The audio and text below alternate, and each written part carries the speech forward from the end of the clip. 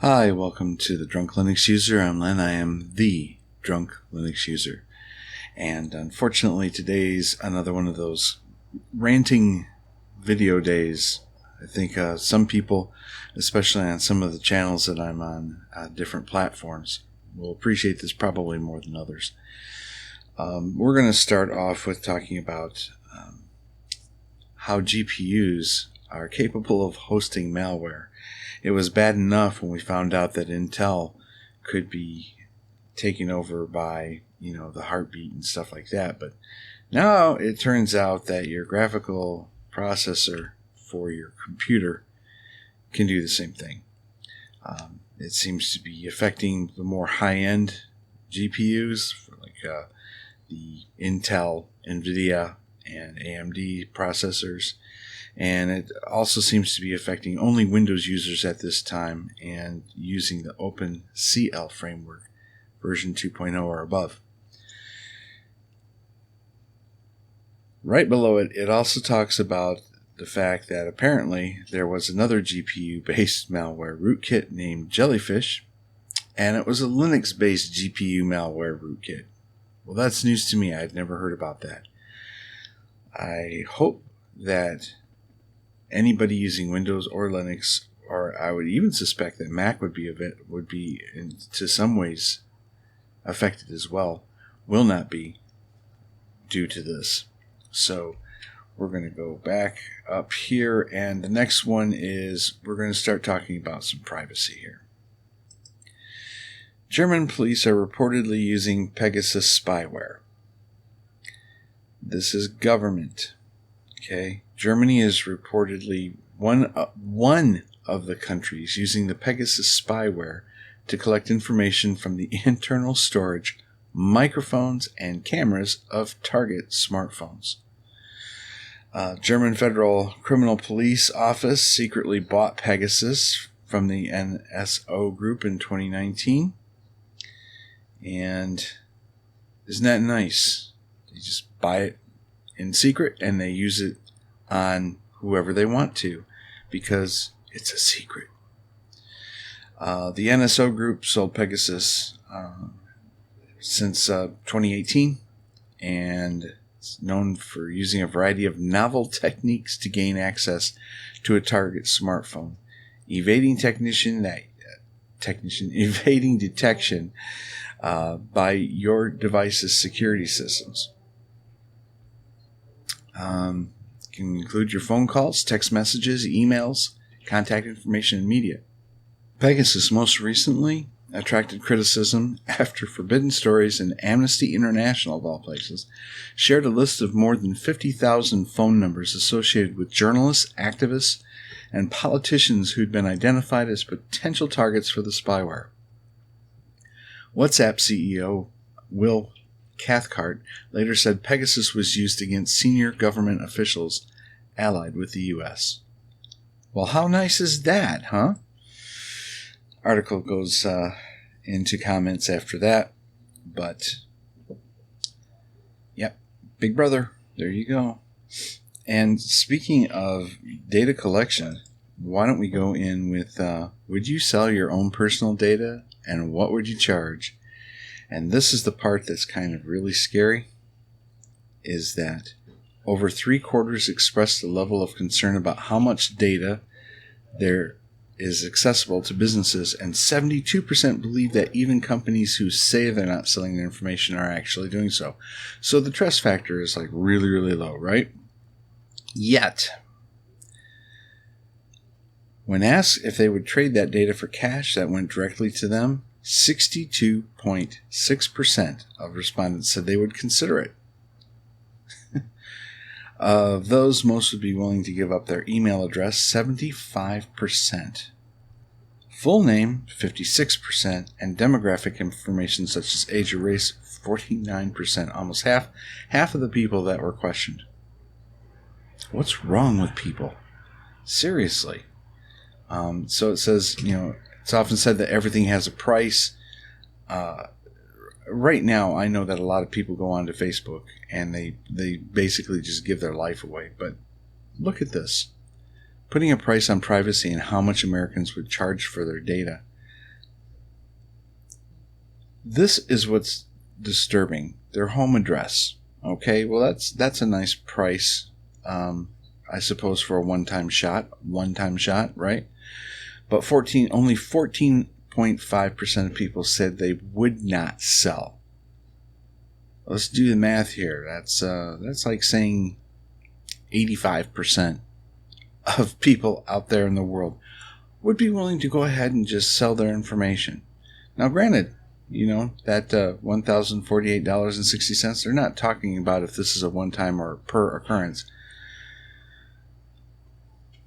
How much money are the other companies going to be making that are going to be using this information? Look at this. Property ownership status has a lower price, and only 16.2% of people said they would not sell. Family status, it keeps getting worse. Health status, my God. The government put HIPAA in place for a reason, folks. Your phone number, yeah. Only 10% said they would not sell their phone number? Are you kidding me? Do you know how many crap calls I get on a daily basis as it is? My God, do I want more and only get $580 for it? No. Full legal name. Why not just give everybody your social security number at the same time with your address and your phone number and date of birth and all these other things that are going on here? Let somebody else do a little bit of identity theft on you, and all for pennies. All for pennies. Seriously. So I'm not really sure where the minds are of the people that we're living with today, but it's scary. Another scary thing, if you haven't seen this already, Facebook and Ray-Ban have gotten together to come out with smart glasses. And look at the cons. The cons are poor low-light camera performance. And audio lacks bass. Pros are stylish design, solid audio and camera quality, and the app doesn't push you into actively using Facebook, besides requiring an account.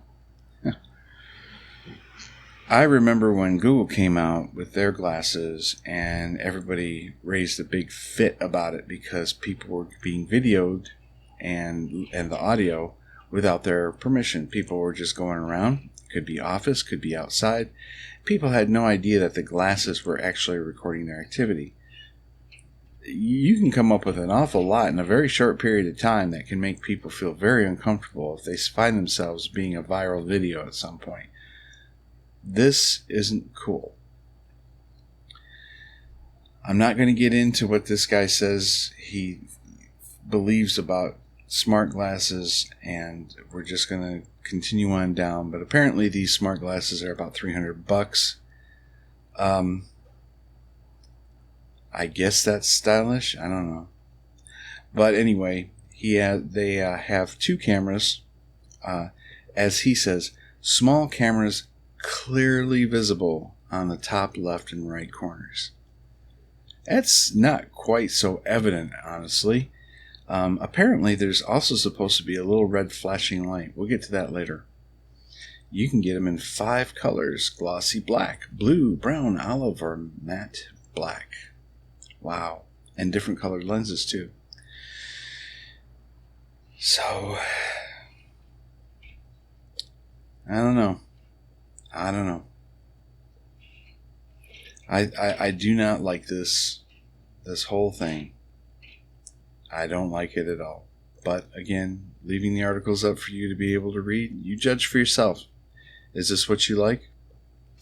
I like this. The dual cameras on the glasses are a modest 5 megapixel, capable of taking photos at 2592 by 1944 pixels and 105 degree field of view. And Google Pixel has about twice that amount. Picture quality is more than good enough.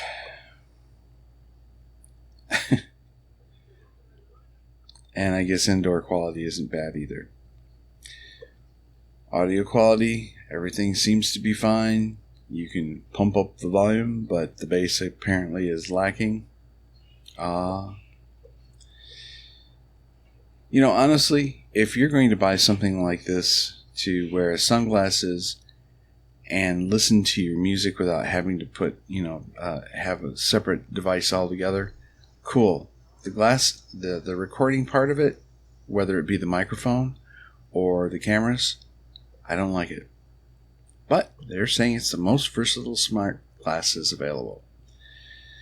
I did a little bit of extra searching, and here's a great article on USA Today News. Facebook's Ray-Ban Stories smart glasses. BuzzFeed reporter taped over the warning light on Facebook's glasses. Facebook told her that's a violation of the service or terms of service, but it's unclear how the company is going to react to this and how they're going to enforce it. As indicated here, they're already raising some privacy concerns. BuzzFeed's Katie Natopoulos took the glasses for a test drive, and while doing so, said she taped over the LED light on the front of the glasses, designed to alert bystanders that the device is recording.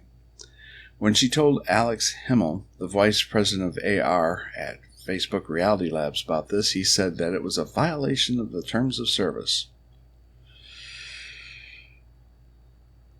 But her experience calls into question exactly how Facebook plans to monitor if wearers honor the terms of service and refrain from covering up the light to hide when they're recording. And Facebook did not immediately respond to insiders. Okay, so on and so forth. Here we go. People are going to do what the hell they want to do. And it's not going to matter if Facebook is going to put a little warning on there saying you must have this red light showing to let people know you're videotaping. Because from a distance, in the daylight, who's going to see it? Right? You might as well have a big flashy neon sign as a hat over your head saying, I am videotaping you right now. Turn around if you don't want to be videotaped or recorded or whatever. Another bad idea. This is moving right along. We're going to go to China, and we're going to show that they're using AI-powered smart glasses to battle COVID-19. All right? Aren't they stylish? But at least you can see that there's something different about these. Roving security staff at Hanyang Park are detecting fevers using thermal imaging smart glasses, which also support facial recognition. Where's this information going to go? It's China. Where do you think it's going to go? The company said on Tuesday that each smart glass user will be capable of checking the temperature of several hundred people within 2 minutes, a vast coverage and speed that would make even Superman proud, to eliminate queues at the park entrance. While facial recognition has become commonplace for many daily activities in China, and greater data collection has undoubtedly helped prevent the coronavirus from further spreading because of precise reporting of hotspots, concerns remain about the trade-off between privacy and public health in AI applications such as Rokede's smart glasses. Let's get back to brass tacks. This is the government. This is the government walking around with glasses, with cameras on buildings, in the air, all around the place, facial recognition.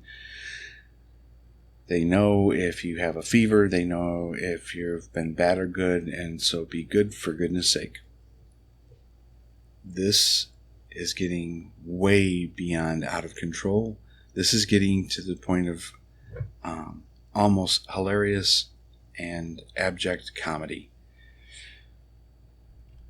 I do not care for what is going on in the world right now as far as people in technology dictating how things can be made and used without society at large having any type of input at all. Now, I suppose the argument could be made that the consumer input would be just don't buy them.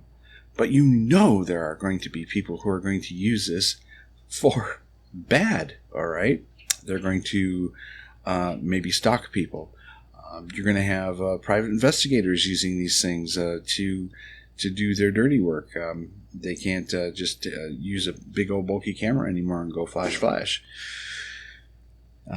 It was one thing when people were walking around with their damn cell phones, and you could kind of get a gist that maybe they were doing some recordings, especially if they were talking. But usually it was FaceTime.